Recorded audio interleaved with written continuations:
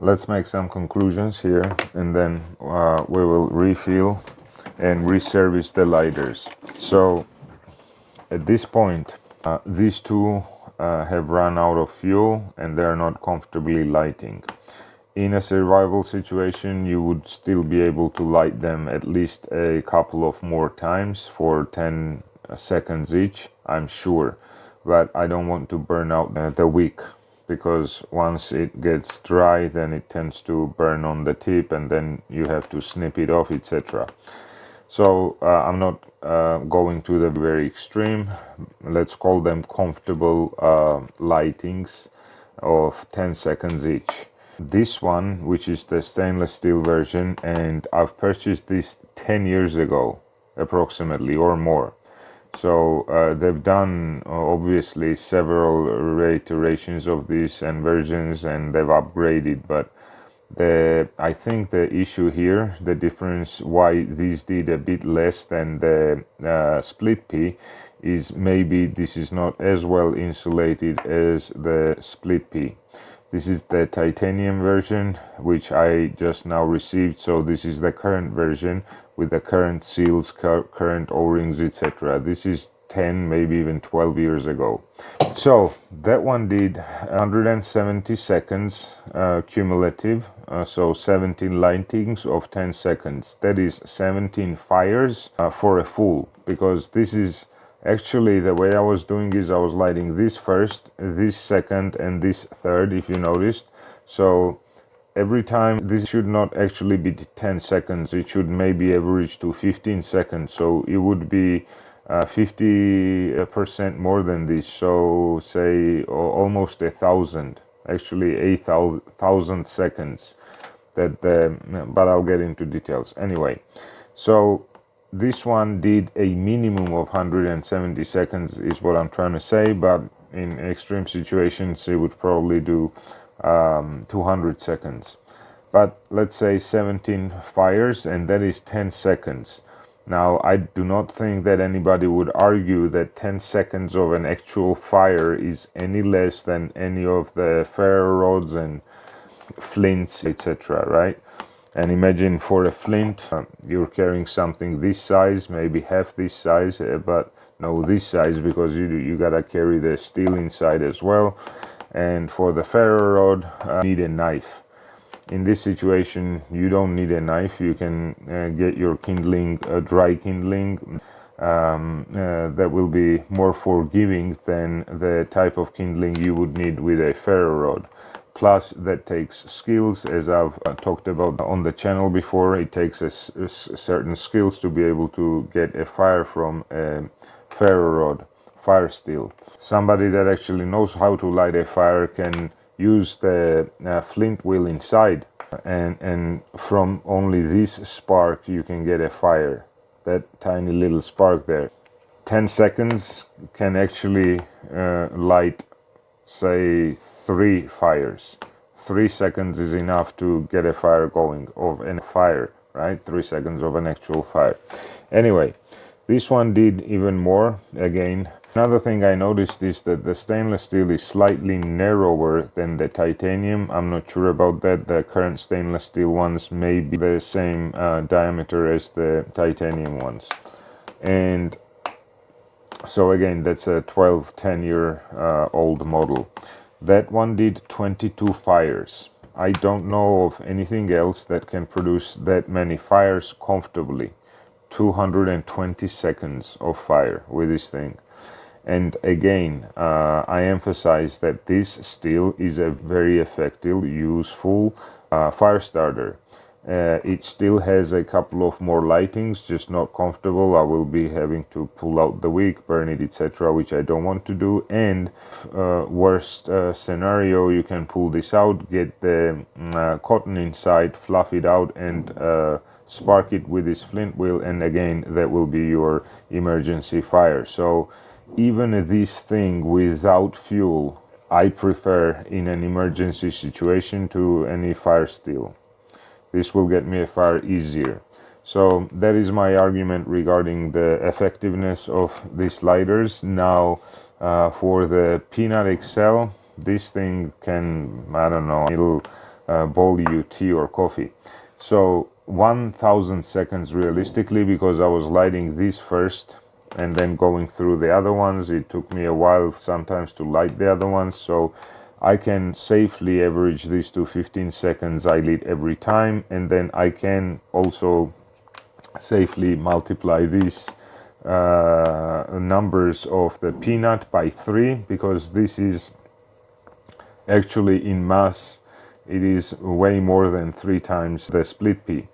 So if I say 22 times 3 in this case, I'm very safe. Again, let's remember that in the case of the Peanut XL, you have, I don't know how many fires you could make out of the cotton that is inside, even if you run out of the fuel entirely, of the kerosene dries out, let's say. You have probably 5 to 10 good fire kindling inside. The cotton, you can use a stick to get some of it out, light it, get your fire, etc. And you can do that several times because this fits a lot of cotton inside, which gets me to the need of refueling. Now I don't need to refuel this one, but I'll show you how I service them. So I will usually take off this burnt part. A snipping tool is helpful here, and then you pull up on the wick to where you would like it. So that looks good, so I'll stash this away, and I will refuel this one. Do the same thing, as you can see, because we used it in the test. We've burned the wick, so you pull up the wick, snip off the burnt tip, pull this thing out. Again, this is quite tight tolerances.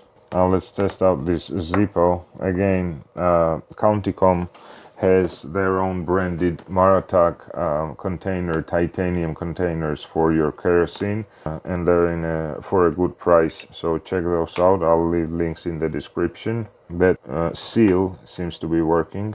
So when I filled it about a week ago, I filled it to the brim, and I will now see if we have lost any fuel, if any of it evaporated. It's all back, it's all in there. That's good. So you should take this slow, don't dump it all in. That was a bit too much. It's hard to control this because I think because the air hole is too small. That seems to be quite full and saturated, so push that back in. Now again, to ensure a good seal and the long life of your high quality premium O-rings on your Maratac kerosene lighters, as I showed in the original review, get yourself some pure Vaseline without additives, or another petroleum based lubricant. That should be a petroleum based lubricant because we're dealing with petroleum products, and put some on your threads as well. Now you don't really need to do this very often, but in my case, because I was screwing it back down and off and on and off, it kind of dried up. Plus because of the size factor, this is a very tiny lighter, right? And because of that, I was sometimes my hands would get onto the O-ring or the threads, so I was wiping that Vaseline off. But in the case of the XL or even the Peanut, the regular size, you were able to hold it away from the O-ring, so that wouldn't need. This Vaseline lubrication is fine, I don't need to redo it. And same for the XL version. It's only for the Peanut, just because it's tiny and so small.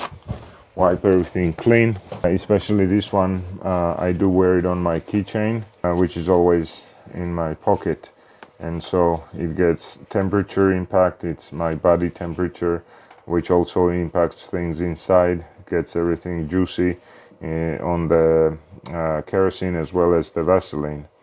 I've been quite impressed. I have not smelled any kerosene odors in my pocket or in general, but I do carry this tiny thing always on me, so it has performed quite well.